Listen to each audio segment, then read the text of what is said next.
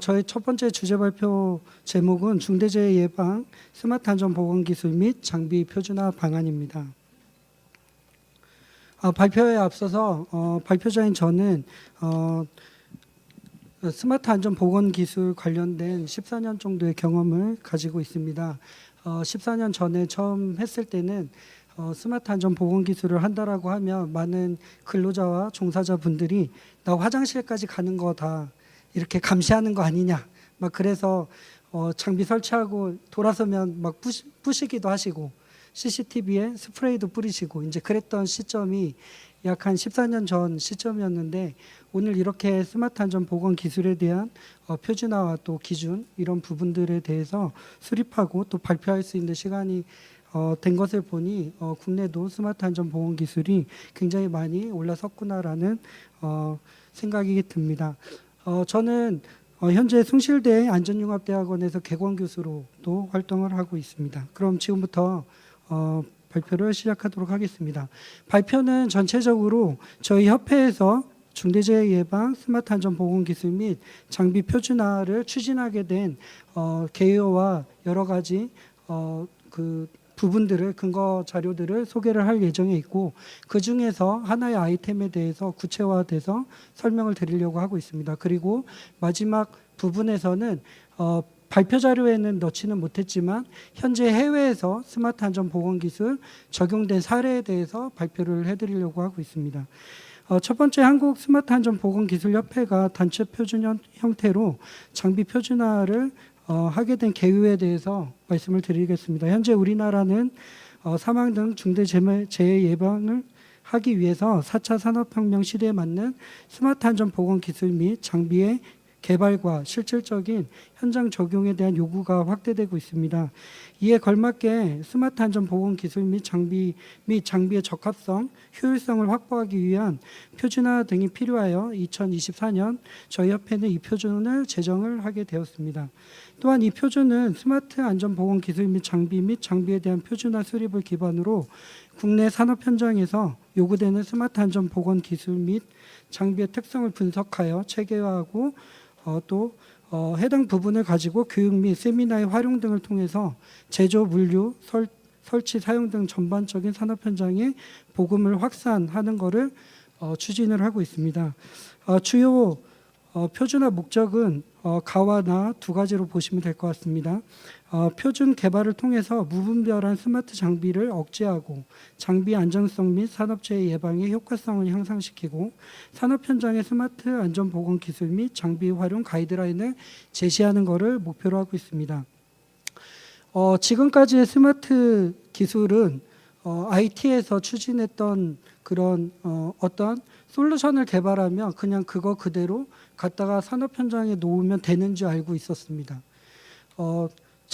한 예로 근로자의 위치 파악을 예를 들어 본다면 건설 현장에서 적용을 할 때 그냥 위치 파악 기술이 중요한 게 아니라 텃파기 때에 필요한 통신, 골조 때에 필요한 통신, 또 마감 때에 필요한 통신 등이 각각이 다 다른 통신과 운영 방법이 필요한데 지금까지는 IT 위주에서 어떤 기술을 하나가 개발이 되면 그 기술을 산업 현장 전반에 적용을 하려고 하다 보니 실질적인 적용이 굉장히 어려웠고 또 적용에 따른 여러 가지 금액의 차이 또 투자의 차이 여러 가지 이슈들이 있었던 게 사실이었습니다. 그런 부분들을 해소하는 게 이 표준화의 첫걸음이라고 보시면 될 것 같습니다.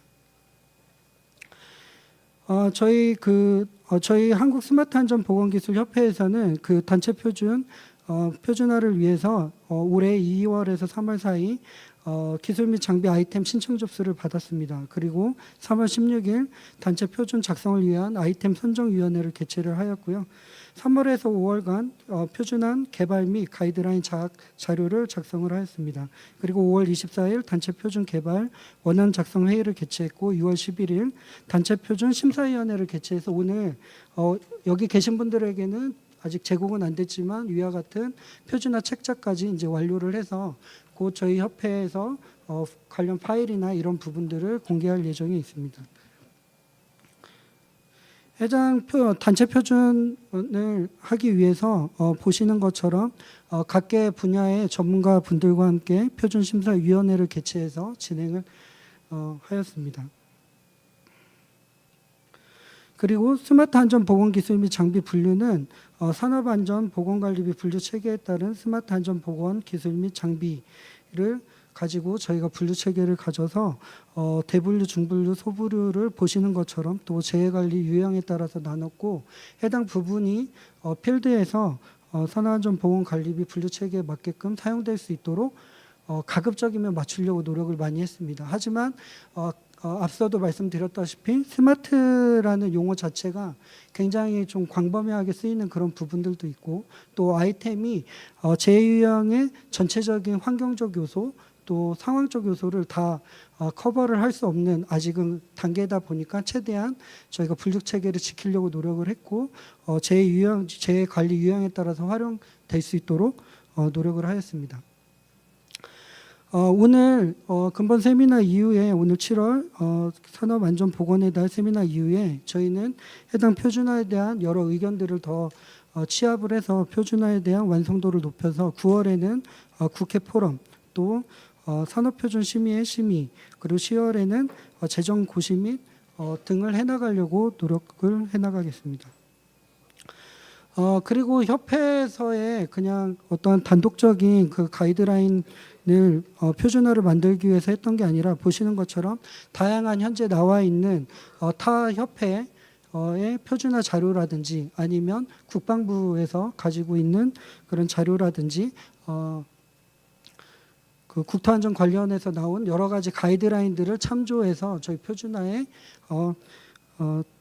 참고 문헌으로 활용을 했고 기준으로 삼았다라고 말씀을 드릴 수 있을 것 같습니다.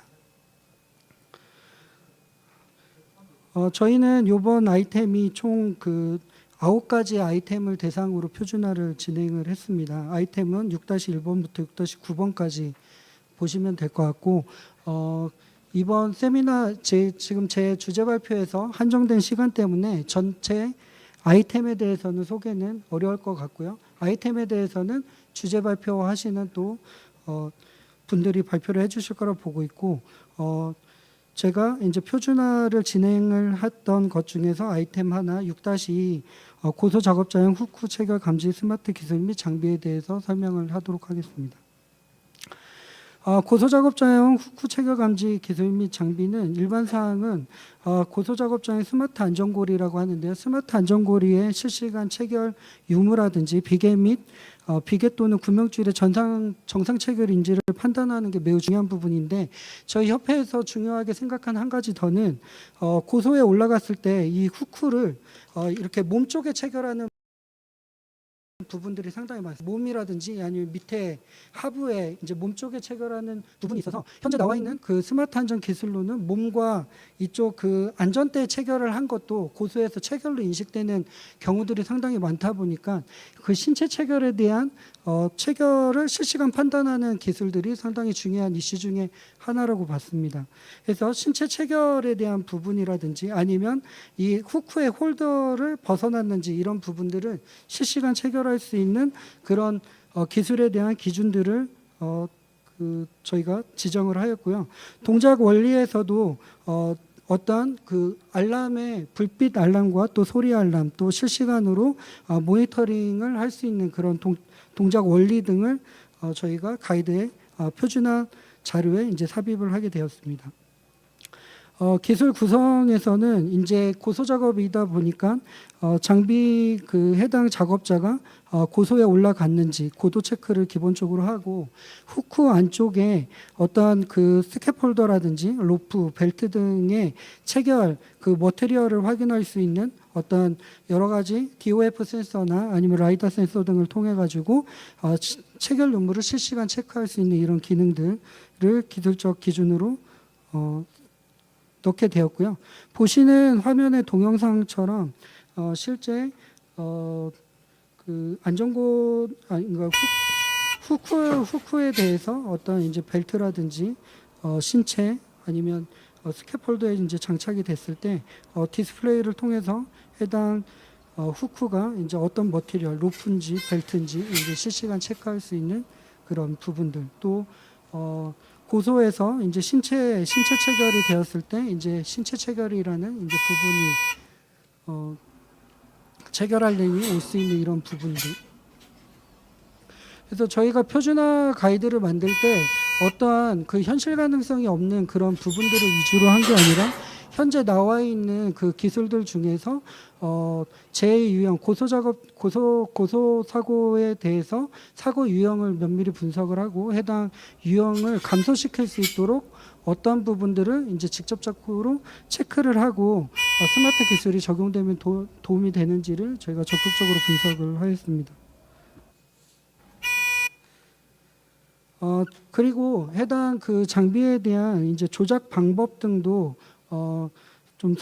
이렇게 좀 명확하게 하는 그런 부분들도 매우 중요하다 생각을 했습니다. 현재 필드에서는 약간 그 어려움 등이 있습니다. 어떤 부분이냐면 사업주나 발주처에서는 스마트 안전장비에 대한 도입에 대해서 요구는 굉장히 커지고 있는데 현장에 있는 안전관리자 분들은 스마트 안전기술에 대한 어떠한 경험치나 지식이나 이런 부분들이 없는 상태에서 그냥 설계상에 있는 스마트 안전장비를 도입을 해서 운영을 하려다 보니 굉장히 도입에 어려움이 있고 실제 도입의 효율성을 높이지 못하는 그런 부분들이 많습니다. 해서 이 조작 방법이라든지 사용 후 보관, 관리 방법 등도 구체화시킨 부분들이 특징이라고 보시면 될 것 같습니다. 그리고 스마트 안전장비는 아직은 뭐 이런 말씀을 드리면 좀 그렇지만 스마트라는 말처럼 아직은 그렇게 똑똑하지는 않습니다. 똑똑하지는 않기 때문에 실제 운영과 관리상의 주의사항과 또 관리 포인트 또 운영에 대한 굉장히 중요한 사항들이 많이 있는 게 사실입니다. 그래서 해당 부분들에 대해 주의사항이라든지 어떤 원페이지 매뉴얼이라든지 이런 부분들 또 이 표준화 이후에 가이드라인 작성 또 가이드라인 구성까지 쭉 진행을 해나가려고 하고 있습니다. 보시는 게 이제 원페이지 형태로 이제 해당 표준 그화 기준을 바탕으로 해서 원페이지 사용자 매뉴얼을 이제 만들게 된 건데요. 이렇게 표준화를 만들고 실제 아까 그 스마트 안전 후크에 대해서 삼성 E&A 현장에 550세트를 지금 도입 중에 있습니다. 도입을 하면서 이런 표준화 기준을 가지고 이제 실제 운영을 해보니 가이드라인들이 이제 나오게 된 거죠. 그래서 아래에 글씨가 잘 안 보이실 수는 있지만 여기에서 그 표준화를 가지고 도입을 해봤더니 실제 해당 장비는 고소 작업을 대상으로 하는데 철골, 비계, 천정, 겟워크, 타워 크레인 등 5대 단위 작업에 일단 적용을 하겠다라는 이런 가이드라인들이 이제 나오게 되는 거죠. 그래서 어떤 기술적인 표준이 나오면서 해당 기술적인 표준을 가지고 현장에 적용을 하면서 현장만의 어떤 적용에 대한 관리 포인트 또 운영에 대한 여러 가지 매뉴얼들, 가이드들이 이렇게 나오는 거를 굉장히 중요한 저희들이 목표로 지금 보고 있습니다. 지금부터는 해당 그 스마트 안전 보건 기술이 표준과 가이드라인 여러 가지 부분들이 좀 해외에서 어떻게 흘러가고 있고 저희 협회도 어떤 방향성으로 가고 있는지 잠시 설명드리도록 하겠습니다. 지금 현재 독일이라든지 아니면 영국이라든지 이렇게 안전 박람회나 실제 스마트 기술들, 디지털 기술들을 적용되는 것을 보면 그 스마트 안전 디바이스에 대해서 굉장히 많은 안전 교육 등이 준비가 되어 있습니다. 그러니까 사용 교육 등이 준비가 많이 되어 있죠. 이런 교육 등을 바탕으로 해서 실제 교육에 완료된 서티를 받은 해당 근로자가 보시는 것처럼 해당 장비를 실질적으로 착용을 해서 교육받은 대로 그러니까 사용 교육이라든지 아니면 관리 교육 받은 대로 작업 중 실제 해당 장비를 운영을 함으로써 그 교육대 받은 대로 실제 스마트 안전 장비를 운영을 하고 있는지 작업 중 모니터링을 하게 됩니다. 보시는 화면은 지금 그 해당 그 작업자의 작업 형태를 좀 분석을 하는 건데요. 보시는 것처럼 머리 쪽에 어떤 센서나 이 목 쪽의 센서나 팔꿈치의 이런 센서 등을 통해 가지고 해당 작업자가 해당 그 어떤 그 단위 작업의 형태라든지 아니면 어떤 행동이라든지 아니면 장비의 사용 이런 그 상태를 교육받은 대로 실제 운영을 하는지를 이제 평가하게 되는 그런 부분으로 구성이 되어 있습니다. 해서 해외에서의 스마트 안전 그 보건 기술은 보급 관점에서 프로세스가 한국하고 굉장히 다르게 돼 있습니다. 한국은 어떤 안전 장비를 발주처나 사업주나 아니면 원청에서 어떤 아이템을 그냥 선정해서 뭐 이렇게 써라라는 어떤 이런 개념이라고 하면, 해외에서는 해당 그 장비를 사용하기 위해서 해당 장비의 적정한 효율성 있는 운영을 위한 교육, 그리고 교육에 맞는 서티, 그리고 그거에 대한 오디트, 평가까지 하게 되는 그런 전체적인 부분으로 진행을 하고 있고요. 이 첫 번째 사례가 제가 또 협회 수석 부회장으로도 있지만 GSR 대표이사로 있는데요. 저희가 작년에 아람코 현장의 스마트 안전 장비를 효율적으로 운영하기 위해서 이제 전체적인 메인 워크 프로세스를 이제 개발을 하고, 이 워크 프로세스와 함께 여기서 보시면 이제 이런 가이드라인들을 만드는데 참여를 하고 있습니다. 즉 무슨 말이냐면, 한국의 기술을 가지고 아람코 현장의 스마트 안전 보건 기술 가이드라인을 지금 참여해서 가이드라인들이 지금 완성이 돼가고 있고, 그 가이드라인에 맞춰서 저희 GSI를 벤더사로 등록된 이제 화면을 보실 수가 있을 것 같은데요. 즉 뭐냐면, 그냥 아이템을 보시고 그냥 아이템이 괜찮다, 이거 쓰자라는 개념이 아니라 얘를 효율적으로 쓰기 위해서, 효율적인 관리를 하기 위해서, 위험도를 경감시키기 위해서, 사용 목적에 의해서 어떤 우리는 그 가이드라인과 어떤 사용상의 프로세스를 가지고 진행을 할 건지에 대한 기준을 먼저 글로벌에서는 만들고 있다라는 것을 이야기를 드리고 싶고요. 이런 변화를 가지고 발표자인 뭐 제가 좀 잠깐 자랑을 하자면, 최근에 이제 아람코에서 감사장도 이제 받게 되었는데, 오늘 아실지 모르겠지만 오늘 오전에 아람코에서 밑에 전시장을 방문을 했는데 저희 협회 그 공동 부수관을 오셔가지고 이런 프로세스에 대해서 다시 한번 확인을 하고 이제 돌아가는 시간들이 있었는데요. 무슨 말씀을 드리고 싶냐면, 영국이나 또 독일 그리고 아람코 같은 이런 곳에서는 스마트 안전 보건 기술 보급 관점의 프로세스와 이 효율성을 높이기 위해서 어떤 표준화와 어떤 가이드라인이 중요한지에 대해서 굉장한 중요성을 가지고 접근을 하고 있다라는 그런 부분들입니다. 그래서 이거는 뭐 상 받았다는 거니까. 그리고 또 하나 중요한 부분들은 이런 표준화와 가이드라인을 가지고 아람코에서는 제가 한글로 했는데 정량적 스마트 안전 보건 기술에 대해서 정량적 평가를 실제 하고 있고, 이런 부분들을 가지고 지금 중동에서는 어떤 리스크 레이팅을 실제 하고 있습니다.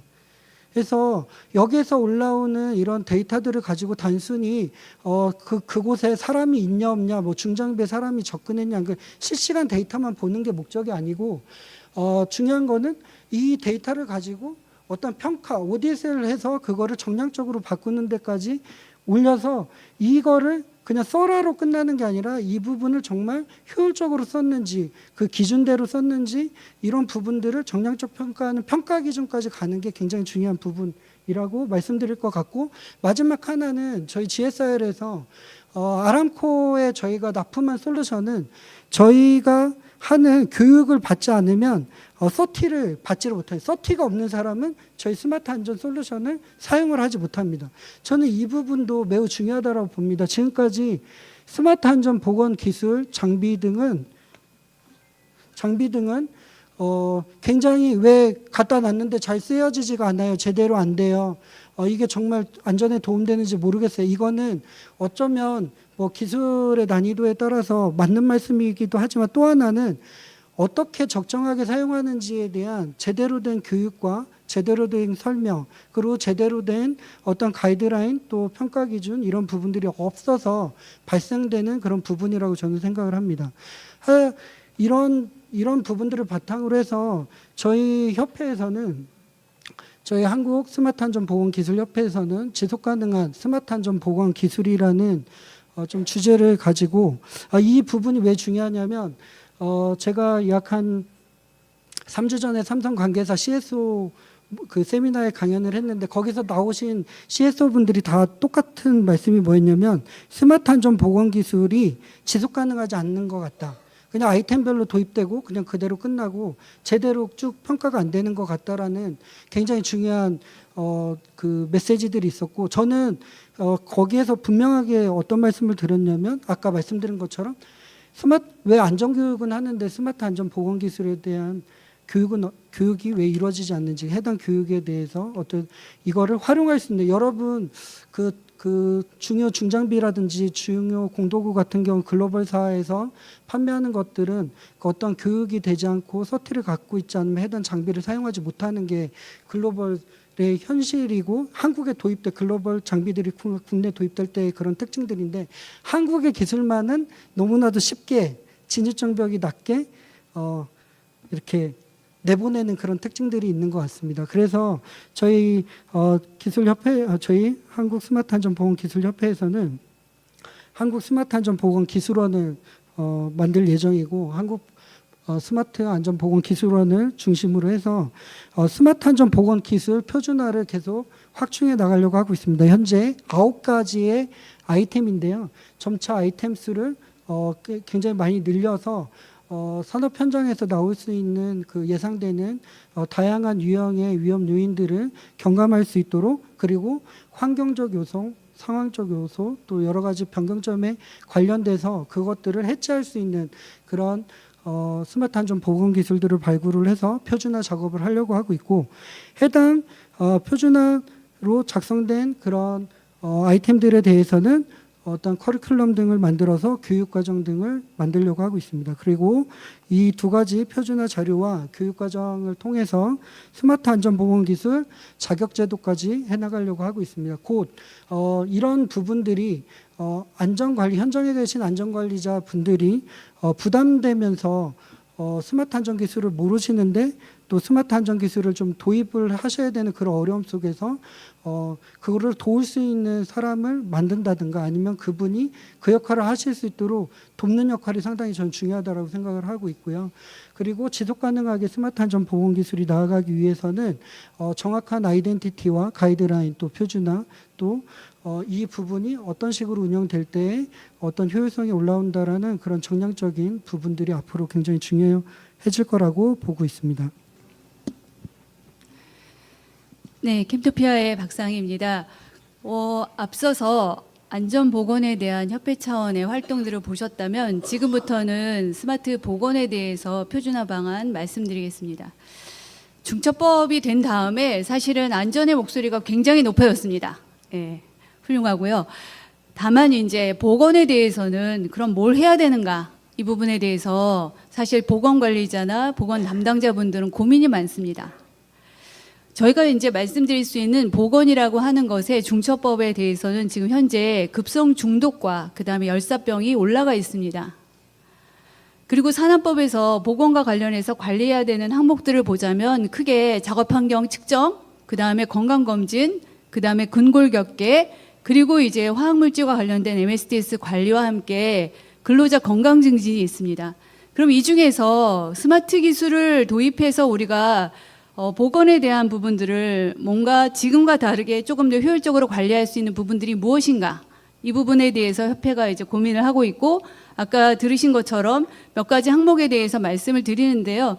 크게는 이제 밀폐 공간에 대해서 유해물질 질식에 대한 부분 하나, 두 번째는 온열, 그리고 세 번째 그 MSDS 등 유해물질 관리에 대해서 3가지를 오늘 제가 시간이 할애되는 동안 말씀을 드리도록 그렇게 하겠습니다.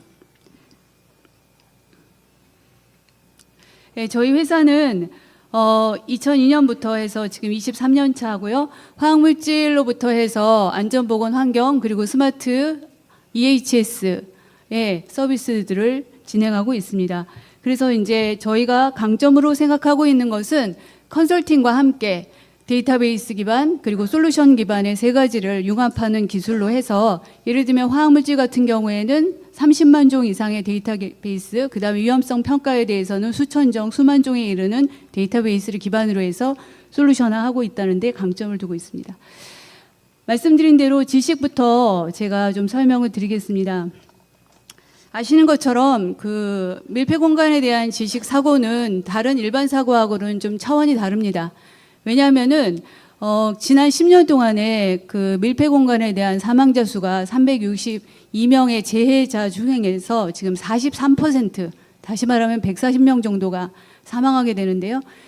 일단 재해가 발생한 이후에 43%의 사망자가 발생한다고 하는 것은 이게 굉장히 치명적이고 반드시 관리돼야 하는 항목임에도 불구하고 그동안에 왜 10년 동안 관리되지 않는가.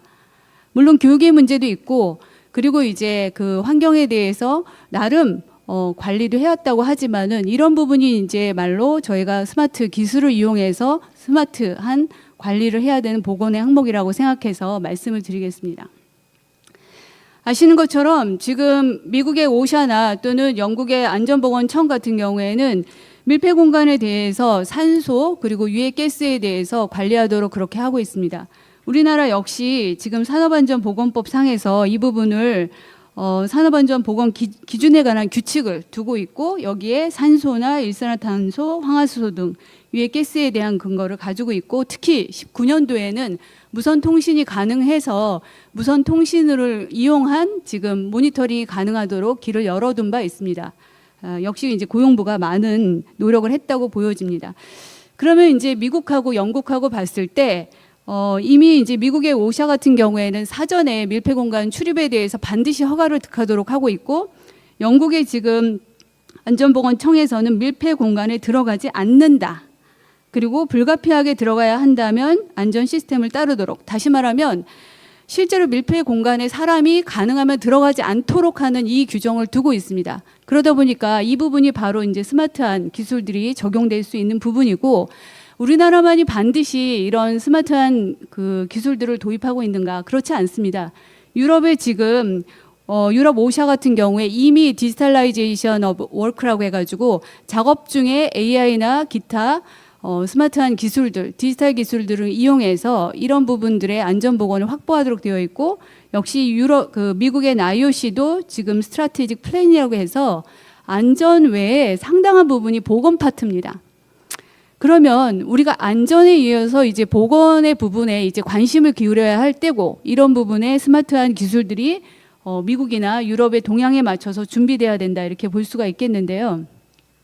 이미 이제 고용부와 공단에서는 2018년부터 밀폐 공간 사고 예방에 대한 과제들을 연차별로 진행을 했습니다. 가장 최근에 이제 24년에 질식재해 예방 스마트 안전 모델 팩토리 구축 및 가이드라인 개발이라고 해서 지금 밀폐 공간에 대해서는 실제로 다양한 스마트 기술들을 도입해서 모델 팩토리 구축을 하는 것을 지금 가천대 함수원 교수와 함께 저희 캠토피아가 진행하고 있고 이 부분은 진행 중입니다. 그래서 아까도 보셨던 협회 차원의 그 표준화 가이드라인 표준화에 대한 부분에 이 그 연구 용역의 결과들이 담길 수 있도록 그렇게 노력을 할 예정입니다. 그래서 저희가 이제 스마트 장비를 과연 밀폐 공간에 적용할 때 어떤 부분의 장비들이 포함되어야 하는가 결국에는 현장에서 목소리가 가장 중요하고 스마트 안전장비 도입할 때 필요한 것들 당연히 유해가스 모니터링하는 센서류 그 다음에 이제 웨어러블로 근로자의 생체 모니터링을 통해서 실제로 위험 상황인지 아닌지를 보는 것들 그리고 위치 추적 그리고 AI 기반의 CCTV 그리고 그 외에 환기 시스템 이런 것들을 둘 수가 있겠습니다. 그러면 저희가 이제 스마트 장비, 스마트 기술이라고 하면 실제로는 기술 외에 그 업무의 절차가 중요합니다. 그래서 질식 공간, 그 질식 재해가 발생할 수 있는 그런 밀폐 공간에 대해서는 이미 공단에서도 작업 허가의 단계, 출입 단계, 그리고 작업 중, 그리고 이후 완료, 그리고 응급 상황이 발생하는 구조, 그리고 평가 이런 식의 단계마다 우리가 갖고 있는 이 스마트 기술들을 어떻게 적용할 수 있는지에 대한 업무 절차가 필요하게 됩니다.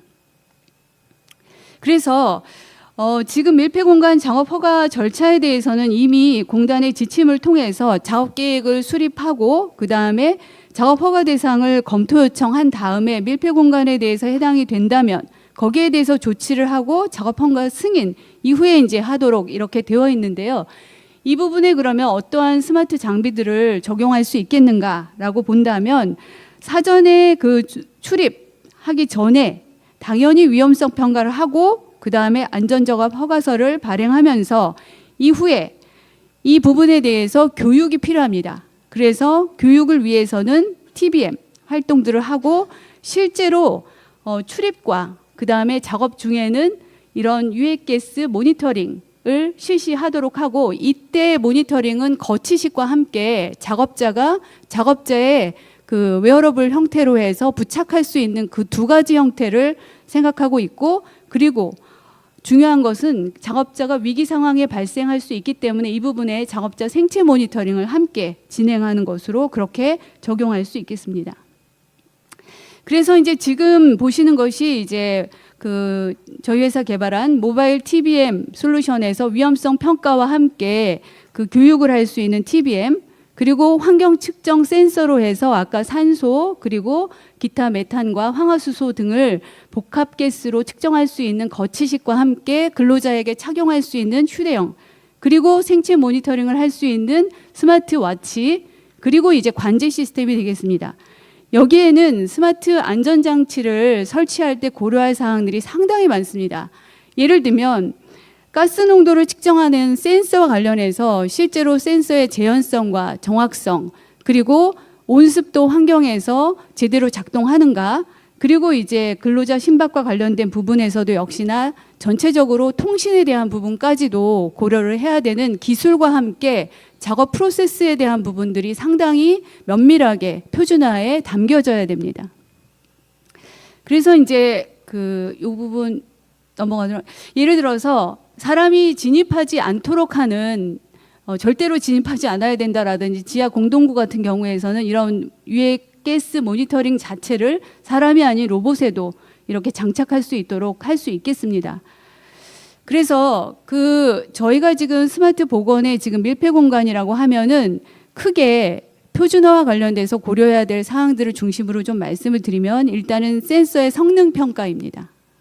센서는 뭐 다양한 종류의 센서들이 있습니다. 뭐 중국산부터 해서 유럽산 등등이 있습니다. 그렇다면 우리는 이 센서의 그 측정 범위는 어때야 되고, 그 다음에 작동하는 그 호출 시간은 어때야 되고, 그리고 센서의 유지 기간은 어때야 되고, 이런 것들에 대한 각각의 항목들이 필요하고, 역시나 데이터 전송과 관련해서 통신과 그 다음에 데이터 전송 성공률, 이런 것들이 중요하게 됩니다. 웨어러블에서 작동하는 센서류도 마찬가지가 되겠습니다.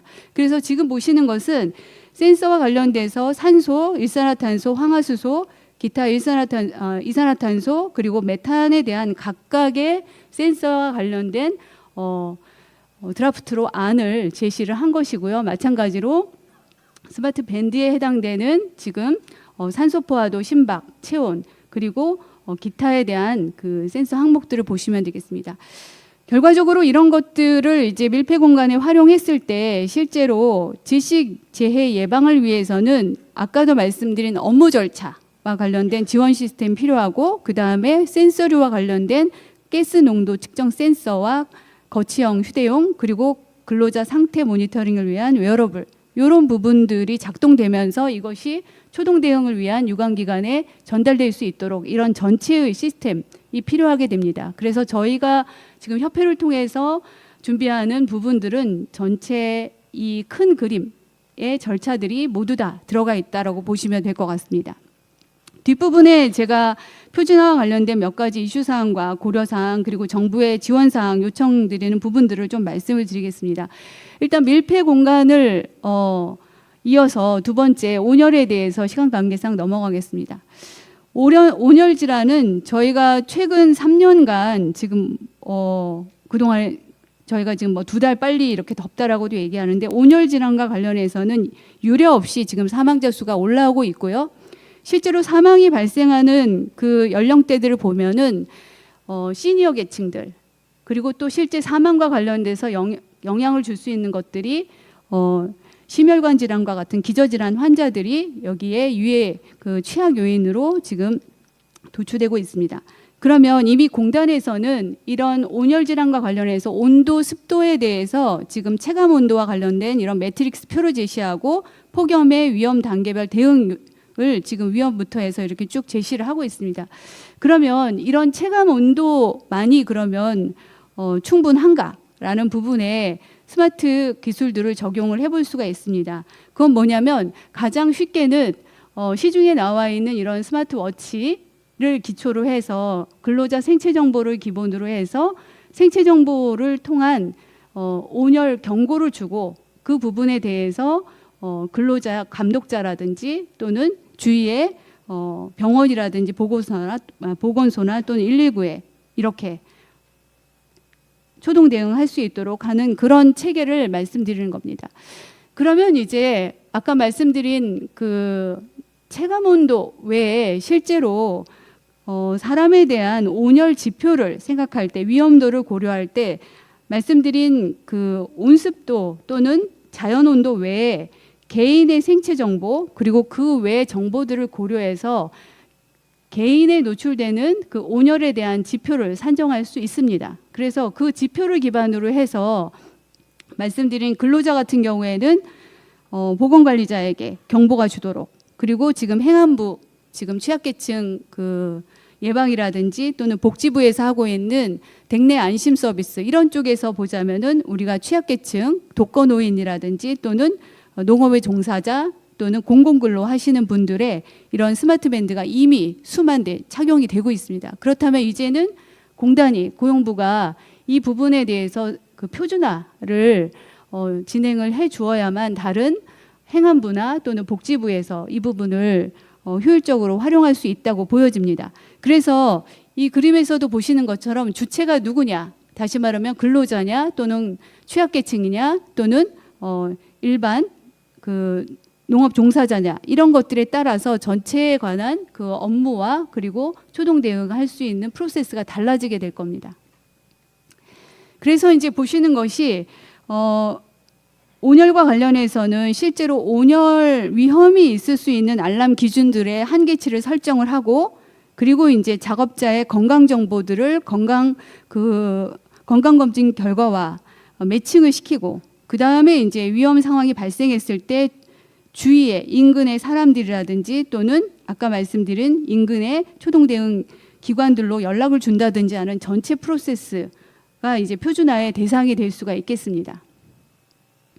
그래서 이제 이 부분에서 중요한 것은 지금 현재 저희도 그 스마트 밴드에 대해서 KC 인증, 다시 말하면 그 전자기기에 해당되는 KC 인증을 받고 있는데 사실은 삼성 갤럭시 그 워치에 대해서도 저희가 파트너십으로 해서 갤럭시 워치도 역시 작동되도록 하고 있습니다. 다만 이 부분에 지금 그 공단의 스마트 안전 보건 기술에 대한 표준화가 필요하다고 생각하는 이유는 뭐냐면 이런 장비들은 사실은 의료기기가 아닙니다. 의료기기의 기준을 득할 수 있는 것은 아무것도 없고 국내에서 단 하나도 이 스마트 웨어러블 워치에 대해서 또는 밴드에 대해서 의료기기로 받은 그 사례가 없습니다. 이미 이제 물품들은 다 풀리고 있고 몇만 대씩 풀리고 있음에도 불구하고 의료 장비가 아닌 그럼 그 외의 이런 보건에 작동하는 이런 모니터링 장비들 같은 경우에 사실은 표준이 어느 때보다 이제 시급하다고 생각하고 있는 것이고요. 이것은 의료기기 수준이 아닌 그 밑에 수준에서 사실은 표준화에 대한 부분들이 빠르게 준비돼야 된다고 생각하는 이유입니다. 그래서 이제 표준화 방안에 대해서 조금 설명을 드리면 지금 이제 각각 나와 있는 IoT 장비들이 회사별로 프로토콜도 다르고 센서의 기준들도 다 틀립니다. 그리고 이제 여기에 따라서 아시는 것처럼 보건이라 하면 실제로 이걸 우리가 유해물질 노출 모니터링까지 가려면 사실 TWA나 또는 스텔 값이나 실린 값이나 이런 것들하고 연계가 돼야 되는데 실제로는 센서는 센서고 보건에서 관리하고자 하는 이런 항목들하고 연계점이 없습니다. 그러다 보니까 결국 저희 협회도 그렇고 공단에서 앞으로 하셔야 될 것들은 이런 장비들을 이용해서 보건에 대한 관리 포인트를 어떻게 연계점을 가지고 가져갈 것이냐 이 부분이 중요하고요. 또 하나는 앞으로 이런 밀폐 공간 외에 작업 환경 측정에 대한 부분도 사실은 이벤트성으로 한번 측정하는 것 그것이 사실상 현실적으로 굉장히 비용 대비 효과가 떨어진다는 얘기는 그 전부터 오랫동안 있었습니다. 그렇다면 앞으로 유해물질 모니터링과 관련해서는 공단에서 실제 이런 IoT 기반의 유해물질 측정 심지어는 작업 환경 측정까지 확대되기 위해서 이런 표준화 부분들이 필요하다고 생각을 하고 있고요. 표준화에 필요한 것은 상당히 많은 요인들이 있습니다. 예를 들면은 최소의 성능 기준 설계, 그리고 센서의 측정 범위, 그 다음에 충전, 통신 프로토콜, 그리고 환경에 따라서는 방진이나 방폭과 같은 또는 방수와 같은 이런 항목들이 필요합니다. 그리고 그 외에 검교정과 인증이 있습니다. 검교정은 현재 지금 코라스에서 검교정을 하고 있는데 저희가 생각하기에는 이 정도라면 검교정은 충분하다고 생각을 하고 있고, 인증 부분이 문제인데 아까도 말씀드린 의료기기 인증의 대상이 아니기 때문에, 선례가 없기 때문에 이 부분에 있어서는 별도의 안전보건공단의 실제 안전보건인증원이라든지 인증이 별도로 신설이 필요하다, 이렇게 생각을 하고 있습니다.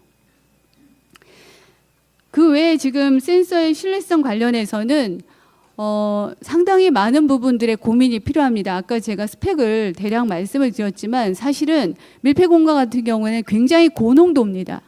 고농도에서 측정을 한 다음에 다시 저농도로 측정하게 되면 이 값이 흔들립니다. 그래서 이제 이런 센서 드리프트라고 하는 불안정성, 이런 것들을 어떻게 우리가 안정성을 확보할 것이냐. 그리고 이제 교차 검증이라든지 그다음에 센서의 국산화. 사실 대부분의 국내에 나와 있는 센서류도 대부분 다 중국산입니다. 그러면 이제 중국산이 나쁘다는 게 아니라 우리가 중국산에 대해서 센서에 아까 나와 있는 각각의 성능 평가를 제대로 했는가, 이 부분에 대해서 파악이 필요하고 이거에 대한 기준이 수립돼야 된다고 생각하고, 역시 통신도 마찬가지입니다. 그 환경에 따라서 당연히 LTE나 로라망이든 그다음에 와이파이든 그 조건들이 있을 텐데, 아시는 것처럼 그 환경에 따라서 어떻게 이걸 적용할 거냐, 이런 기준조차도 지금 없는 상황이고요. 그래서 이 부분에 지금 저희 협회와 함께 공단이 앞으로 해야 될 일이 많다고 생각하고 있습니다. 그래서 예를 들면 나이오시의 지금 센서 개발 기준으로 보시면요, 1번부터 12번까지 항목들이 있습니다. 유해가스의 특이성, 그 다음에 검출한계, 정확도, 정밀도, 보정, 반응 속도, 그리고 이제 방수, 비용, 유지관리 등등이 있습니다. 이런 내용들에 대해서 우리가 한 번이라도 그 스마트 안전에 대해서 제대로 보건의 항목들의 센서류를 검증한 적이 있느냐라는 부분에 이제 그 검증에 대한 부분 표준화가 필요하다고 생각하는 이유가 되겠습니다. 시간이 없지만 제가 한 가지 더 말씀드리겠습니다. 요번에 그 니켈에 대한 그 사고도 있었지만 사업장 내에서 보건 쪽에 그 취약한 부분 사실 화학물질 관리입니다. 그래서 이 화학물질 관리에 대한 정보를 취득할 수 있는 가장 중요한 정보가 MSDS입니다.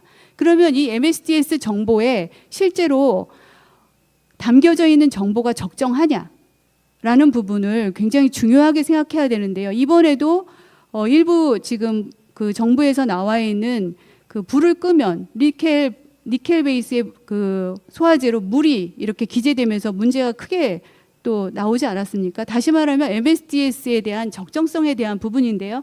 사실은 MSDS를 검토를 하려면 사업장 내에서 MSDS에 있는 정보를 일단은 취득을 해야 됩니다. 그러면 다양한 PDF나 워드나 한글이나 이런 협력업체가 주는, 그러니까 공급사가 주는 MSDS를 일괄적으로 인벤토리 작업을 해야 되는데, 그게 현재는 완전한 수작업입니다.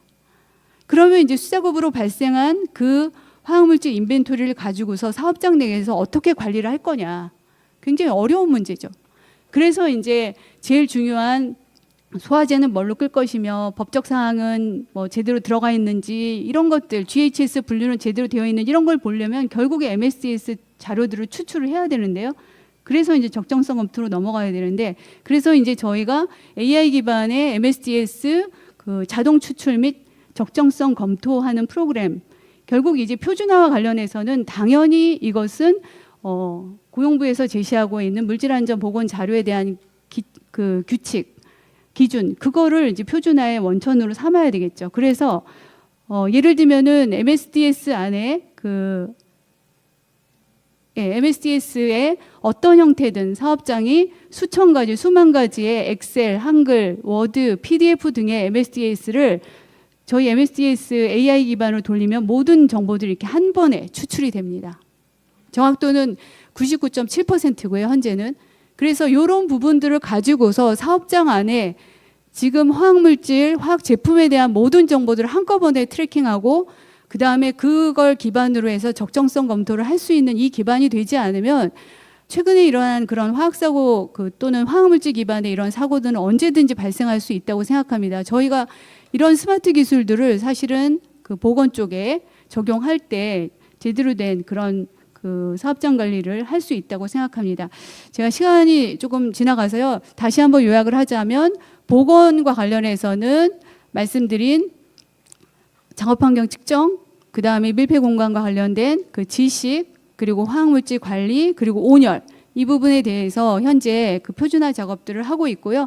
오늘 주시는 의견들 그리고 공단에 또 참석을 하셨기 때문에 좋은 의견들을 주시면 그 표준화를 잘 마무리하도록 그렇게 하겠습니다. 감사합니다. 자, 이번 시간은요. 스마트 안전 TBM 기술 및 장비 표준화 방안에 대해서 발표를 가져보겠습니다.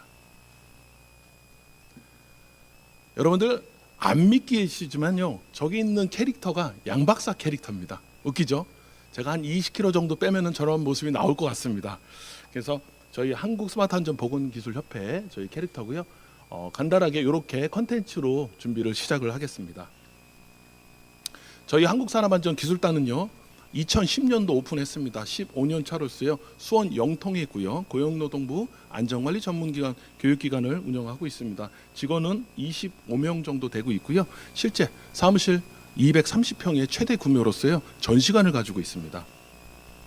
저희는요. 서울, 경기, 충청, 강원도 이렇게 안전관리 업무를 하고 있고요. 대한민국 최초로 고용노동부 장관에 이어서 특허 2가지를 갖고 있습니다. 그리고 스마트 안전 보건 장비 인증에 스마트 안전 경영 시스템 인증 기업 보설 연구소 벤처 기업까지 가지고 있습니다. 저는 30년 전에 전기 엔지니어링으로 출발을 했습니다. 근데 현장에서 제가 일을 하다 보니까 너무나도 위험했고요. 전기란 자체가 보이지 않는 안전 작업이기 때문에 사망 사고라든가 주변에서 감전 사고가 많이 났습니다. 그래서 저는 대학을 안전과를 전공했고요. 지금에 이르기까지 지금 명지대학교, 을지대학교, 요번에 숭실대학교 안전융합대학원에서 겸임교수로 지금 선정이 되어 있습니다. 중대재해처벌법 하면요. 여러분들이 이제 다 대한민국 사람이라면 이제 다 들어보셨을 거고 전문가가 되셨을 거라고 생각합니다.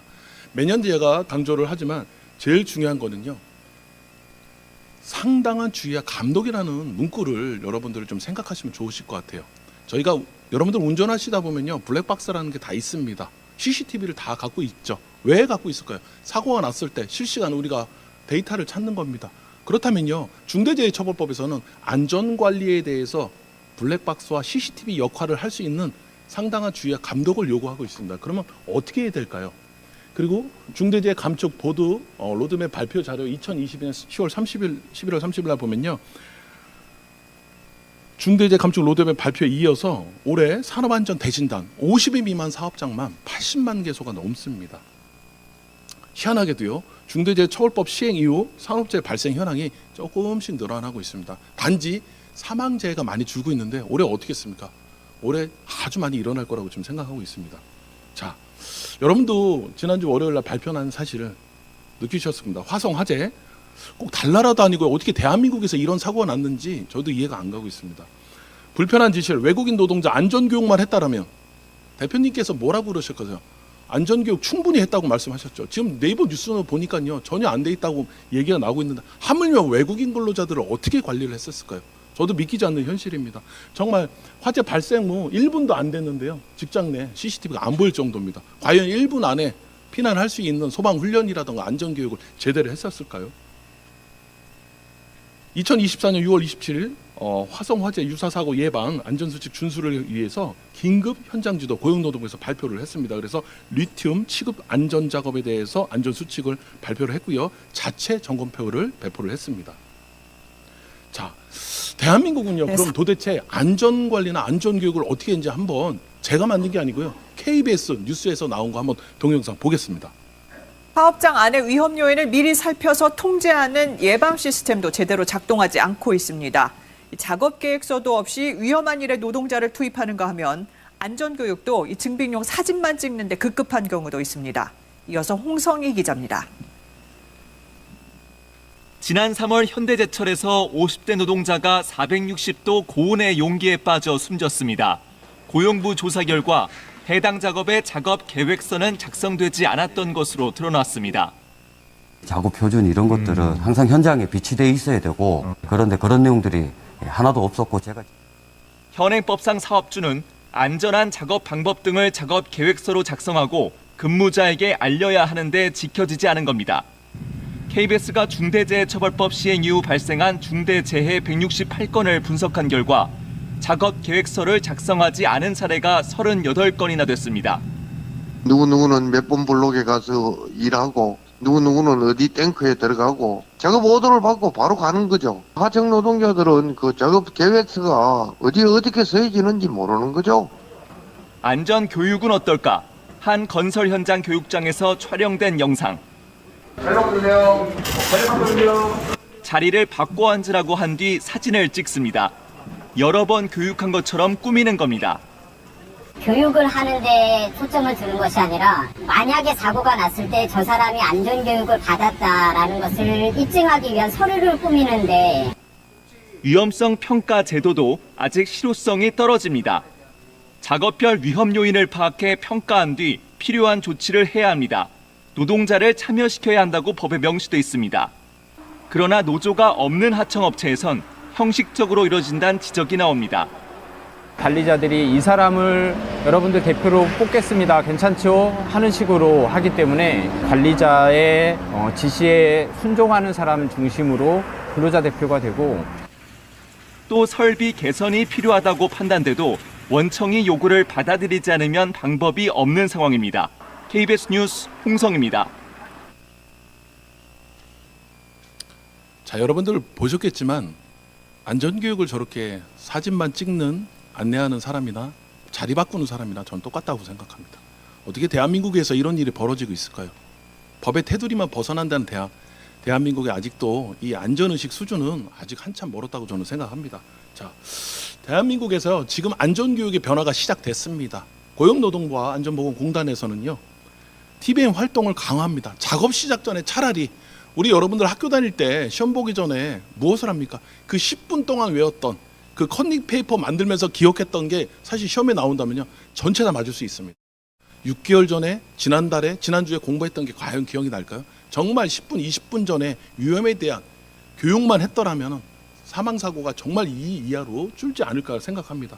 실제 관리감독자 여러분들이요, 제대로 된 교육을 받고 나서 현장에 작업 시작 전에 위험에 대한 고지를 하고 특히 위험성 평가를 기반으로 해서 전달만 했더라면 우리는 정말 사고 예방하는데, 아쉽게도 좋은 점은요, 10분 하라는 거를 5분에서 10분 시간을 많이 단축했는데도 불구하고 결국에는 이 회의록 양식을 만든다는 거에 사실은 약간 단점이 있습니다. 그래서 요거를 모이고 또 흩어지고 서명하고 이 회의록 가드 만들다가 시간이 한 20분 정도는 걸리고 있습니다. 그래서 사업장에서 많은 불만이 좀 있었는데요. 그러다 보니까 올해 4월 15일자 발표가 나왔죠. TBN 안전보건교육 정기교육 인정 개선 방안에서 개인이 아닌 TBM은요, 단위로, 집단 단위로 하겠다. 두 번째는 어플리케이션이라는 얘기가 나옵니다. 삼성이나 LG, SK 대기업들은요, 자체 개발 어플리케이션을 사용해서 도급업체라던가 그 안에 있는 정규직 근로자들에 대해서 안전관리를 정말로 철저히 합니다. 근데 실제 대한민국의 수천만의 우리 근로자 여러분들은요, 이 플랫폼이 있는지도 모릅니다. 이거 어떻게 사용해야 될까요? 솔루션은요, 스마트 안전 TBM입니다. 기존의 TBM에서 안전 요소를 강화하고요, IT 기술을 접목한 모바일 기반 플랫폼 솔루션으로요, 근로자에는 업종, 직종별로 매칭되는 안전교육 및 위험 안전상을 제공하고 사업주는 실시간 TBM 현황을 볼 수 있게 만들었습니다. 이 그림이요, 3년 전에 그린 그림입니다. 제가 처음에 이 그림을 같이 그릴 때 처음에 사전 등록할 때 있는 이 키오스크가 사실은 키오스크가 아니었습니다. 스마트폰을 그린 거였습니다. 근데 저희 전시장 오면요, 키오스크가 3종 세트가 지금 전시가 되어 있죠. 앞날을 제가 좀 예견한 것 같은데요. 이렇게 키오스크에 대해서 본인이 얼굴 인증을 하고요, 그 다음에 오늘의 공지사항 안전교육 위험성 평가를 들어가면서 하는데요.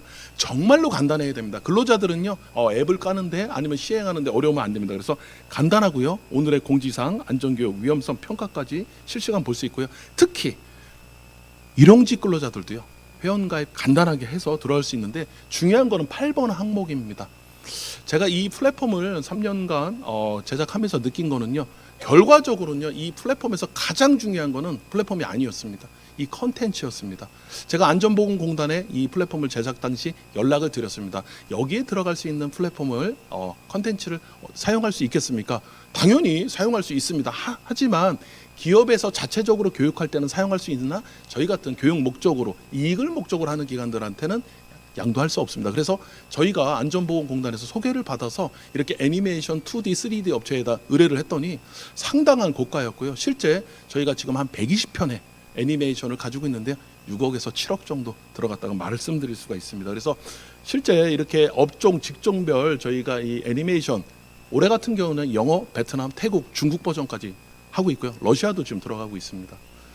자, 요거는 저희 모 사업장에서 화성에 있는 모 사업장에서 실제 어플리케이션을 좀 열어본 사진인데요. 공지사항에는요. 산업안전보건법과 중대재해처벌법이 어떤 법의 차이인지 좀 간단하게 안내해드리고요. 두 번째 교육 사진에 보면요. 지게차와 근로자가 충돌을 예방할 수 있게끔 안전대책과 그다음에 신호수 역할을 중요성을 한 거고요. 세 번째 여러분 보시면 저희가 현장 점검하러 갔는데 지게차가 안전관리자를 치일 뻔한 이런 사진이 뜹니다. 그래서 저희가 바로 현장에서 위험성 평가 보고서를 작성해서 이렇게 감소 대책까지 포크 위에 사람 타는 경우도 많고요. 실제는 전방 운전하는 분의 배꼽 위로 올리지 마라. 그리고 안전 속도는 5km. 제가 볼 땐 사람이 4km라면요.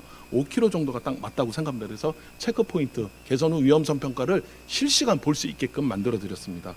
그리고 중요한 건요. 이게 교육용으로 이제 들어가기 때문에 저희는 한 달에 2번 격주로 해서 서명 및 시간 리포트, 수료증 교육 커리큘럼에서 제가 법인 인감도장 멋있게 찍어서 실제로 배포하고 있습니다. 두 번째로 저희는 이제 작년에 이어서 스마트 안전 TVN 플랫폼에 의해서 올해는 장비를 3종 세트를 갖고 왔습니다. 꼭 뭐 파는 사람 같은데요. 1번, 2번, 3번 있죠. 방문 목적에 따라서 내가 어떤 회사 직원인지 아니면 외부 목적인지 아니면 나는 스마트 안전 TVN이 조금 하기 어려운 사람들에서 바로 실시간에 했는데요. 자, 첫 번째는요. 근로자 출입 통제입니다. 여러분들 지금 현장에 들어가실 때 사무실 들어가실 때 어떻게 씁니까? 지금 서명하고 들어가는 분들 없죠. 거의 지문 아니면요 얼굴 안면 인식기입니다. 앞으로는요 얼굴 안면 인식기 100% 전달 진행할 겁니다. 제 나이 정도만 되더라도요 지문 인식이 안 되고요. 동사무소 가서 여러분들 한번 찍어 보십시오. 제대로 나오는지 몇 분 정도 걸릴 거라 생각합니다. 그래서 얼굴 안면 인식기 기능에다가 저희가 인식을 하면 바로 QR 코드가 뜨게끔 개발을 했고요. 실제 이거에 대해서 동영상도 보여드리겠습니다. 자, 두 번째는 저거 보면은 커피숍에서 보던 키오스크 같다라는 느낌이 있죠. 그래서 방문 목적, 특히 이 작업입니다. 내가 오늘 물탱크 청소를 왔어.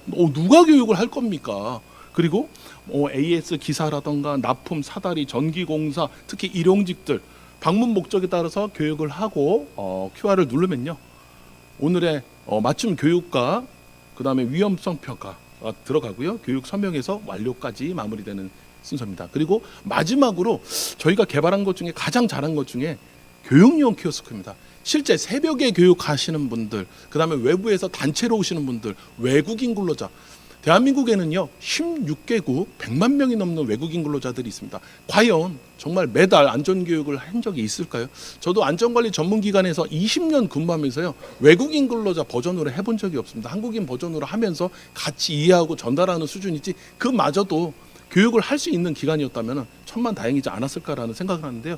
교육 버튼 누르면요 인원수를 입력합니다. 10명이고 20명이고 입력하고 저희가 회원가입한 분들은 본인 인증해서 교육에 맞는 팀을 선택을 합니다. 그래서 교육을 선택을 하고요. 그 날에 맞는 위험성 평가를 보고요. 다 같이 질의응답을 합니다. 그리고 한 분도 빠짐없이 우리가 5분, 10분 동안 했다는 근거를 데이터를 남기기 위해서 사진 촬영과 함께 데이터가 교육 실시 확인서에 들어갑니다. 그래서 완벽하게 하고 있고요. 자, 요 디자인은요. 정말 대한민국 제가 한번 해봤습니다. 모 대표님, 물류센터 대표님을 설득을 했고요. 그 안에는요. 도급회사 3팀이 있습니다. 다 50인이 안 되는 일용직 분들이 정말 많았고요. 한 번도 제가 10년을 넘게 안전관리하면서 안전교육이 쉽지 않았다는 걸 느꼈습니다. 왜? 저녁 5시에 이분들이 출근합니다. 그리고 아침 8시에 퇴근하는데 안전관리자가 있었을까요? 이 소금에 없습니다. 그래서 제가 정말로 1년 동안 정말 투자한 거를 같이 한번 해봤는데 한번 동영상을 한번 보겠습니다. 자 보시면요, 2024년 2월 14일 날 4시 24분입니다. 5시부터 이제 들어오기 때문에 본인들의 얼굴 확인해서 스캔하는 모습들이 좀 나오고 있을 거예요. 그리고 QR로 찍고 본인의 교육장이라던가 커피 한 잔 마시면서 방금 지금 들어가시는 분 있죠? 일용직이십니다. 오자마자 내가 여기 왔다는 근거 안전교육을 받아야지 현장에 들여보냅니다, 요즘은. 그리고 몇 시에 끝났는지 정확한 오늘 일당을 계산하려면 하는데, 여기 보죠. 파란색으로 시간 변하는 거 보셨죠? 타임 변하고 교육장이 요 바로 옆에 있습니다. 한 30명이 동시에 들어갈 수 있는 교육장이 있는데, 실제 이렇게 대한민국은요 물류센터에서 하고 있습니다. 물론 대기업 뭐 쿠팡이라던가 아주 대기업들은 너무너무 잘하고 있겠죠. 하지만 이런 중소기업에서 이렇게 현장직 근로자들이 도움을 받을 수 있는 시스템이 스마트안전팀이 벌써 이렇게 움직이고 있다. 너무나도 좋습니다. 자, 다음 장 한번 보겠습니다.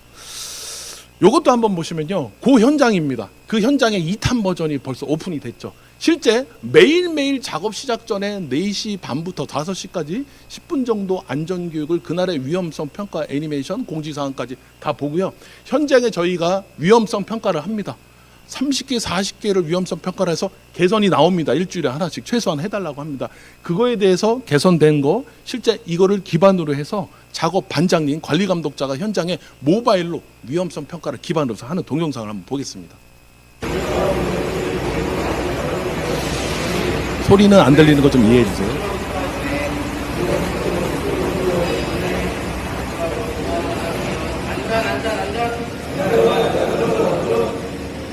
사고 재현 영상을 보시겠습니다. 물류창고에서 전기화재가 발생한 상황을 재현하였습니다. 멀티탭을 문어발식 다중사용하여 과부하로 인해 화재가 발생되었습니다. 실제로 사고 사례에 대해서는 이렇게 3D, 2D로 영상으로 근로자들한테 직접 전달을 해서 어느 포인트가 위험하다 저희가 실제적으로 알려드립니다. 자, 다음 장이요. 자, 그래서 저희 스마트 안전 TVM은요 다양한 업체들, 저희가 처음에 대한민국의 이 시장에 진입을 했을 때 아무도 모바일 시장을 인정해 주지 않았고요. 아무도 스마트 안전 TVM에 대해서 의심밖에 없었습니다. 근데 쿠팡을 시작으로 해서요, 여러분들 햄버거의 대한민국 최고의 브랜드죠. 프랭크 F&B 매출액이 1,500억입니다. 실제 프랭크 F&B가 들어왔고요. 그다음에 대한건설기계안전관리원, 안전검사를 하는 건설 쪽에 최고인 협회가 들어왔고요. 안양소년원, 제부마리나 등 공공기관과 물류센터들 다양한 20여 개 업체, 벌써 2,000명이라는 인원들이 많이 쓰고 있는데, 실제 처음에는요 이 얼굴 안면 인식기가 개발되기 전에는 QR코드를 했습니다. QR코드로 하다 보니까 아침에 성공률이 한 60에서 70%밖에 안 나오는 거예요. 이게 왜 그런지 저는 생각을 해봤습니다. 결론은요, 우리가 예전에 코로나 시국에 온도계를 본인들이 적고 할 때랑 온도계를 얼굴에다 갖다 댔을 때하고 퍼센트가 틀렸죠. 그거를 저희는 착안을 했고, 실제 저희가 개발한 얼굴 AI 기반으로 테스트를 한 경우가 98% 이상 매일 나오고 있다는 거에 감동을 받았습니다. 자, 벌써 시간이 다 됐는데요. 어디서 많이 보던 그림이죠. 이제는요 더 이상 안전을 형식적으로 서명받기 위한 법의 테두리로 이렇게 하면 안 됩니다. 안전을 완전하게, 중대재해처벌법의 시작은요 TBM이고요. 그 TBM은 스마트 안전 TBM입니다. 대한민국에요 지금 안전교육 시스템이 너무, 제가 볼 때는 잘못된 게 하나가 있습니다. 현장직이 아닌 사무직은요 모바일이나 온라인으로 하기 너무 좋습니다. 컴퓨터 2대 놓고 일하면서도 하는 걸 다 알고 있습니다. 근데 환급 과정도 있죠. 그렇게 따지면은 우리 현장직에 있는 분들은요 컴퓨터도 없고 현장도 없습니다. 다 같이 대한민국이나 외국인 근로자가 갖고 있는 거는요 무엇이 있을까요? 스마트 안전폰이 있죠. 여러분들 여기 그 화면에 보시면요 티맵하고 유튜브가 있습니다. 100만 명 이상이 다 깔려 있을 건데, 그 안에다가 스마트 안전 TBM 어플만 깔 수 있다면 작업 시작 전에 위험에 대한 고지와 교육을 듣고 현장에 안전사고로 있는데, 실제 우리 80만 위험한 현장에 대해서는요 앞으로도 우리 고용노동부와 안전보건공단에서 조금 더 우리 스마트 안전 기술력을요 좀 더해서, 장비도 좋지만 이렇게 교육적으로 많이 지원을 해주셨으면 좋겠습니다. 자, 오늘 발표는 이만 마치겠습니다. 감사합니다.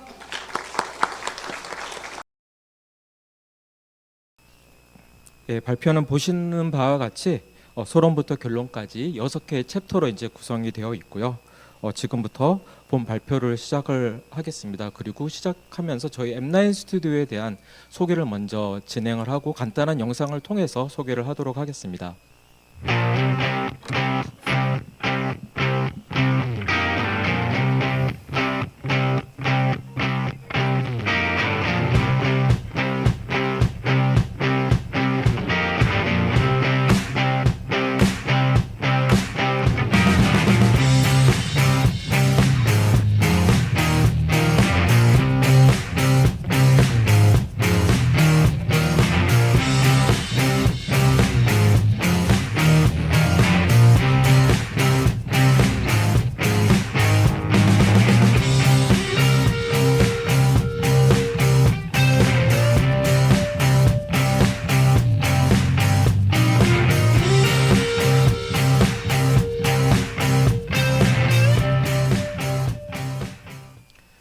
네, 저희 M9 스튜디오는 2015년부터 XR 관련된 솔루션을 개발을 해온 국내 1세대 XR 개발 회사라고 보시면 될 것 같습니다. 현재 60여 명의 임직원들이 근무를 하고 있고요. 그리고 강남구 도곡동에 본사가 있고 울산과 청주에 각각 지사와 자회사를 운영을 하고 있습니다. 저희 M9 스튜디오의 주요 사업 범위는 크게 세 가지로 볼 수 있는데요. 첫 번째는 XR 관련된 솔루션이나 소프트웨어 개발 사업, 그리고 두 번째는 XR의 체감을 높일 수 있는 하드웨어나 시뮬레이터 이런 장비를 개발하는 사업, 그리고 마지막으로 세 번째로 그 안전 체험과 같은 공간 구축 사업, 이렇게 크게 세 가지 범위로 볼 수 있을 것 같습니다. 현재 저희 M9 스튜디오는 그 산업 안전 XR 관련 분야에서 선도하고 있는 업체로 다양한 기관들과 또 업체들과 또 XR 관련된 프로젝트들을 다수 진행을 하고 있습니다.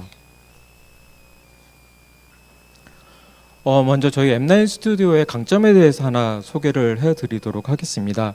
저희 M9 스튜디오는 XR 관련된 개발 프로세스의 전 과정에 핵심 기술을 갖고 있고 거기를 유지할 수 있는 기술 인력들을 보유하고 있습니다.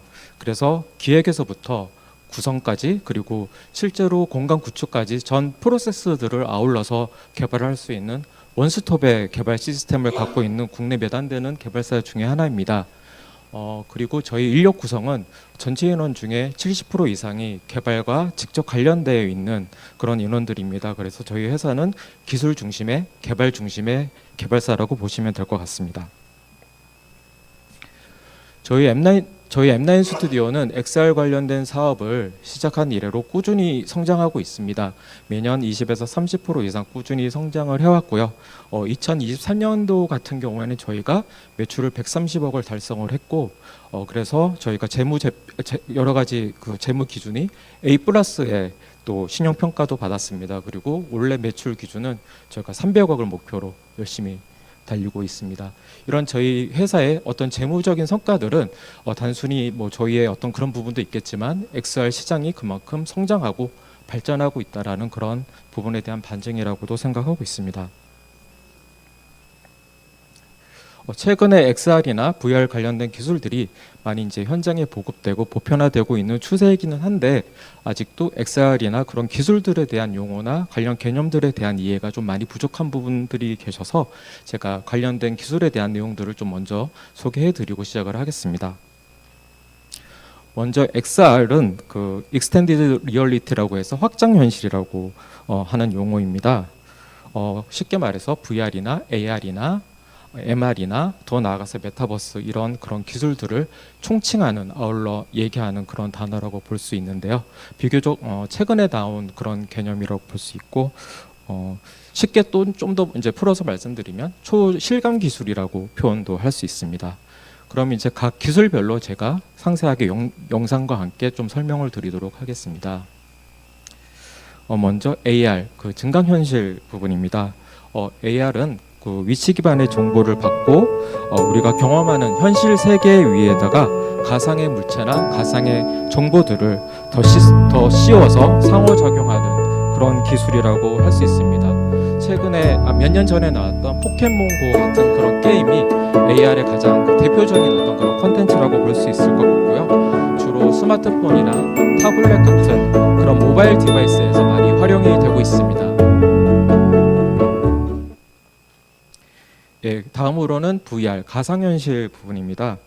VR은 사용자의 주변 환경을 완전히 차단해서 새로운 세계로 들어가서 몰입감을 주는 그런 기술입니다. 주로 디스플레이가 장착된 HMD를 활용을 해서 사용하는 기술이라고 이해하시면 될 것 같습니다.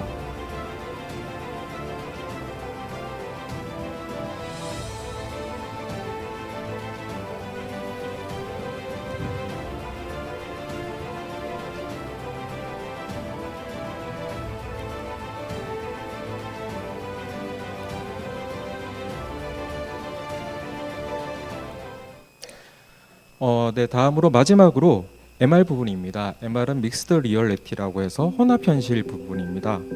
VR과 AR의 장점을 섞어놓은 장점만을 가져온 그런 기술이라고 볼 수 있는데요. 디스플레이 위에 현실과 가상의 객체나 배경이 혼합되는 형태의 기술입니다. 그래서 시각적인 그런 부분뿐만 아니라 오감까지 같이 포함해서 느낄 수 있는 그런 기술이고요. 최근에 나온 애플의 디바이스가 여기에 해당되는 제품이라고 볼 수 있을 것 같습니다. 지금 중간중간 보셨던 영상처럼 일반적으로 XR 기술하면 많은 분들이 게임이나 엔터 같은 B2C 영역이라고 많이 생각을 하시고 그것들을 보편적으로 생각을 하고 계신데요. 실제로는 XR 기술의 특성상 그런 장점들이 있어서 요즘은 뭐 교육이나 안전 그리고 직무교육 이런 쪽으로 많이 활용이 되고 있는 B2B 영역들 그리고 B2G 영역들이 점점 커지고 있는 추세라고 볼 수 있습니다. 이런 XR 교육의 효과성에 대해서 잠깐 아까 전에 그 B2B 영역에서 많이 쓰이고 있다고 말씀을 드렸었는데 저희도 여러 가지 그 고객사들과 여러 가지 이 프로젝트를 진행을 하면서 항상 그런 질문들을 많이 받았습니다. XR 교육이 실질적으로 현장에서 얼마나 효과가 있느냐, 구체적인 그런 근거 자료가 있는지에 대한 그런 질문들을 많이 받았는데요. 관련해서 이런 보고서나 몇 가지의 사례들을 한번 통해서 좀 설명을 드리도록 하겠습니다. 그 첫 번째 어떤 보고서 내용으로 말씀을 드리자면 XR 교육을 현장에서 활용을 했었을 때 학습을 습득하는 속도가 일반 이전의 온라인이나 집체 교육보다 4배 속도 증가했다라는 보고 자료들이 있습니다. 그리고 XR 교육을 안전 교육에 접목을 했었을 때 근로자의 사고나 그런 부분들이 20% 정도 절감되었다라는 그런 사례들도 있습니다. 그리고 마지막으로 미국 직업안전위생국의 연구에 따르면은 XR 교육을 안전에 도입했었을 때 주 단위로 한 100만 달러의 예산의 절감 효과가 있다라는 그런 보고 자료들이 있습니다. 비단 이런 자료 외에도 다양한 그 논문이나 연구 자료에도 XR 교육의 효과성에 대해서 거의 같은 내용으로 그 효과성이 있다라는 그런 자료들이 굉장히 많이 있습니다. 그래서 이처럼 뛰어난 교육적 효과의 전제는 XR 콘텐츠가 효과적으로 그리고 높은 품질의 콘텐츠들이 제작되어야 한다라는 그런 기준들이 전제되어야 한다고 생각합니다. 그래서 그런 부분에서 어떤 품질의 퀄리티를 위해서라도 어떤 표준화 방안들이나 표준화의 시스템들이 하루빨리 이루어져야 된다라는 다고 생각을 하고 있습니다. 이런 XR 교육들을 안전 분야에서도 굉장히 많이 활용을 하고 있습니다. 그 이유는 그 XR의 특성상 사고 체험이나 현실에서 할 수 없는 그런 내용들을 가상의 공간에서 할 수 있고 또 아니면 어떤 가상의 공간에서 위험성 평가를 한다든지 그런 XR 교육의 어떤 장점들이 있기 때문에 안전교육 분야에서도 XR 교육을 많이 활용하고 있고 저희 회사 역시 이런 XR 교육을 안전 분야에 많이 활용을 하고 있습니다. 이와 더불어서 XR은 체감과 실감이 가장 핵심이고 중요합니다. 그래서 이런 실감을 높이기 위해서 실제로 시각적인 효과 말고도 다른 오감을 자극할 수 있는 다양한 하드웨어나 시뮬레이터나 디바이스에 관련된 어떤 사업들도 더 확장되고 더 활발하게 성장하고 있습니다. 예, 지금까지 저희가 XR을 활용을 해서 안전교육을 하고 있는 그 사례들에 대해서 영상들로 한번 보여드리도록 하겠습니다.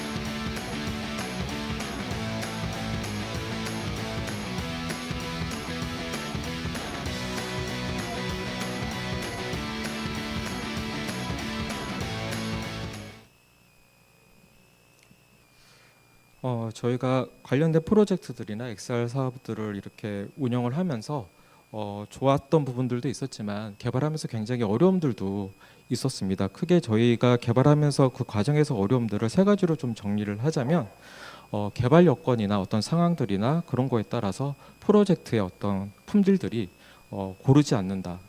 어떤 프로젝트 같은 경우에는 퀄리티가 높고 또 어떤 프로젝트 같은 경우에는 좀 품질이나 퀄리티가 좀 아쉽게 된다든지, 그리고 또 하나는 개발의 그 가성비가 떨어지는 그런 경우들도 좀 있었습니다.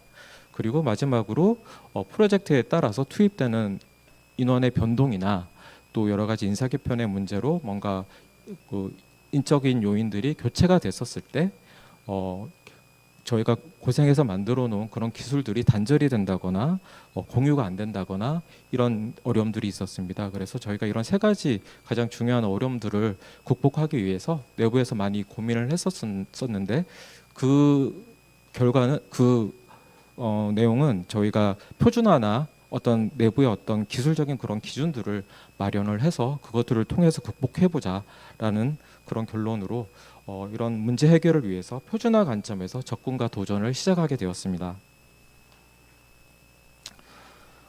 먼저 저희가 이런 표준화를 위해서 내부의 핵심 기술들을 모두 한번 담아보자라는 취지로 저희가 저희 표준화 프로젝트 이름을 M코어라고 지었습니다. 그래서 저희 회사 전반에 핵심 기술을 담아보려고 시도를 해왔습니다.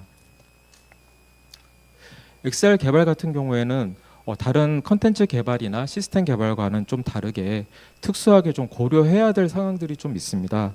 뭐 예를 들어서 가상 공간에서 물리를 어떻게 적용을 할 건지, 그리고 손동작의 인식이나 또는 인터랙션 방식을 어떤 식으로 통일할 건지, 그리고 뭐 어지럼증이나 이런 부분들을 해소할 수 있는 어떤 그런 기술들을 어떻게 접목할 건지, 더 나아가서는 하드웨어나 또 그 이후에 연결이 되는 CMS나 LMS를 어떤 규약으로 서로 연결할 건지에 대한 그런 부분들을 저희는 모듈화하고 그것들을 플러그인화 했습니다. 그래서 그런 핵심 기술들을 플러그인화 해서 그리고 개발을 할 때 노드 형태로 하나씩 끄집어서 연결을 시킵니다. 그래서 이것들을 출력을 하게 되면 하나의 프로젝트가 완성되는 그런 형태로 진행을 해서 개발의 효율성과 또 각 팀별로 업무 협업을 할 수 있도록 저희가 이런 M코어를 개발하고 진행을 했습니다.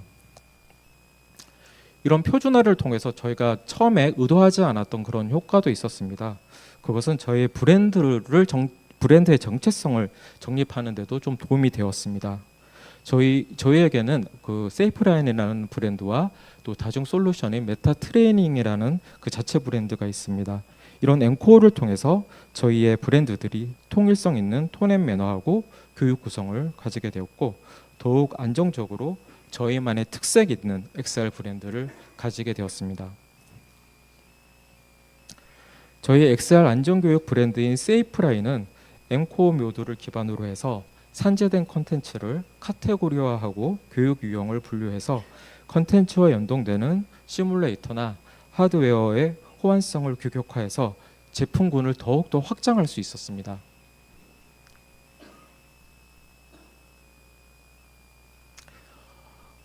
이러한 내부 표준화에 대한 그 결과를 다시 한번 정리를 좀 하자면, 일단은 이런 표준화를 통해서 개발 기간을 단축할 수 있었고, 또한 높은 퀄리티에 일정하게 유지되는 개발 효율을 극대화할 수 있었습니다. 그리고 두 번째로 또 브랜드 측면에서 구성과 통일성을 이루어서 정체성을 높일 수 있었고요. 그리고 상호 운영성이 체계화되어서 CMS나 NMS 그리고 실제 안전 체험관과 같은 공간 구축과 연결되는 사업 모델로도 확장될 수 있었습니다.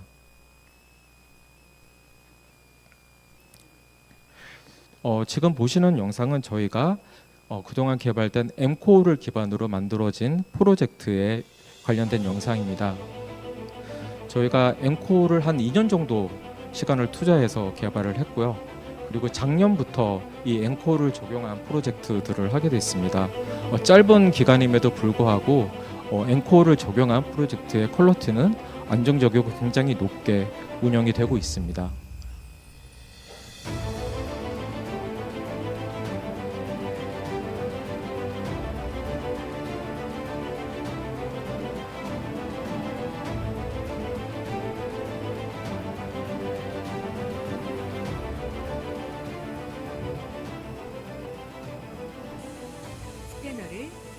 몰핑 위치로 가져 내용물 압력 제거 미흡.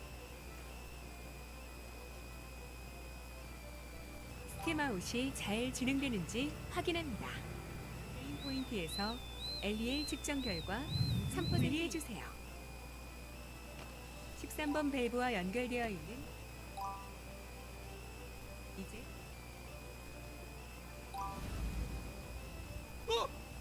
물이야!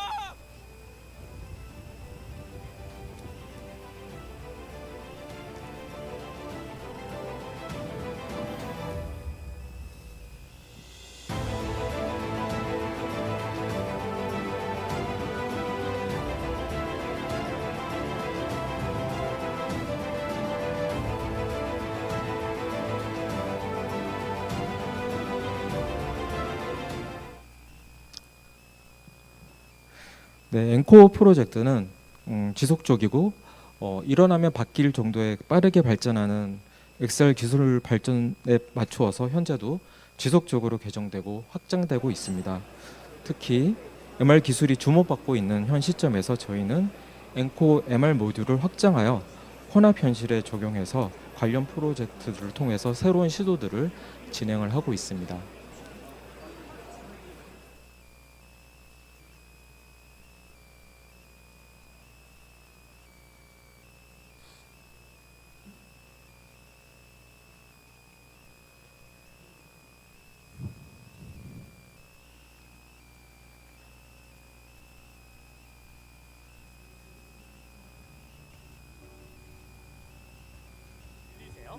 저기요, 괜찮으세요? 환자의 어깨를 가볍게 두드리며 내식을 확인하세요. 한 손에 손바닥 뒤꿈치를 올려놓고 깍지를 낀 자세로 시행합니다. 깊이 약 5cm, 분당 100개에서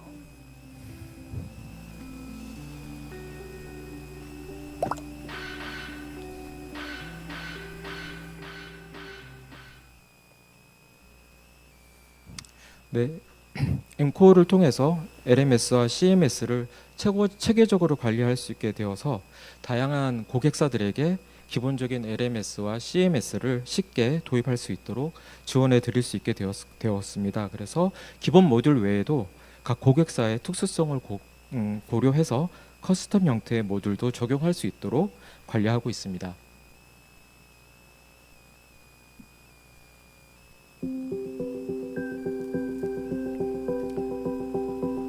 다음은 엔코어를 통해서 표준화된 하드웨어와 SDK를 지원해서 다양한 체감 장비들과 쉽게 연동할 수 있게 한 부분입니다. 그 대표적인 예가 저희 삼축 시뮬레이터 부분입니다. 다양한 콘텐츠들과 연동되어서 체감 효과를 극대화할 수 있는 제품으로 이미 전국에서 수백 대가 보급되었고요. 그리고 구축된 현장에서는 표준화된 SDK를 통해서 신규 콘텐츠들을 쉽게 업로드하여 확장해 나갈 수 있습니다. 화면에 보이는 도구들을 바구니에 담아주세요.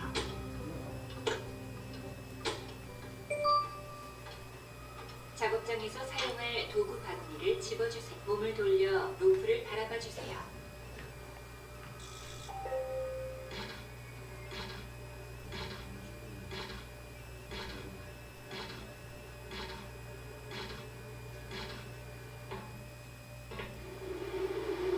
로프에 바구니를 걸어주세요.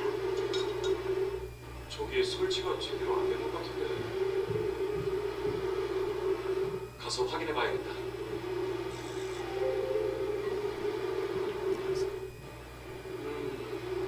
이대로 두면 다른 사람이 다치겠는데 내가 올라가서 치워야겠다. 몸을 돌려 오른쪽 옆에 사다리를 올라가 주세요.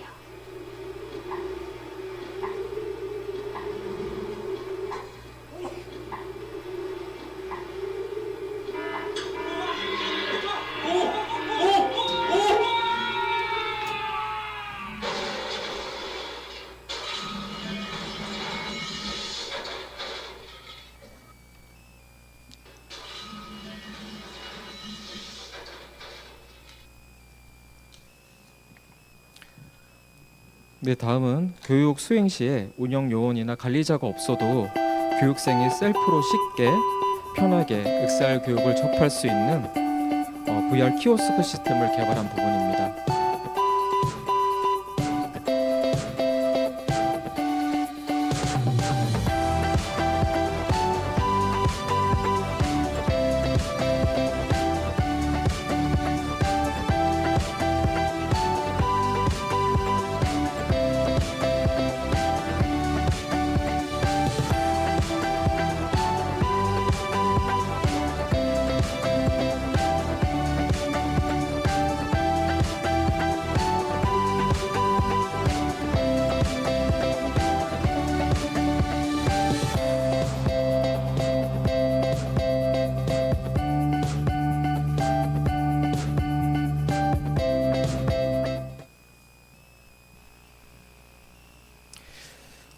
네, 저희 내부 표준화를 통해서 최종적으로 XR 융합형 체험 공간 사업에 적용이 되어서 전국적으로 많은 현장들을 구축하고 확장해 나가고 있습니다. 이처럼 저희 엠라인 스튜디오는 자체적인 표준화 경험을 통해서 표준화의 그 중요성과 영향력을 체감할 수 있었습니다. 이어서 스마트 안전 교육 및 장비 XR 표준화의 목적과 범위에 대해서 설명해 드리도록 하겠습니다.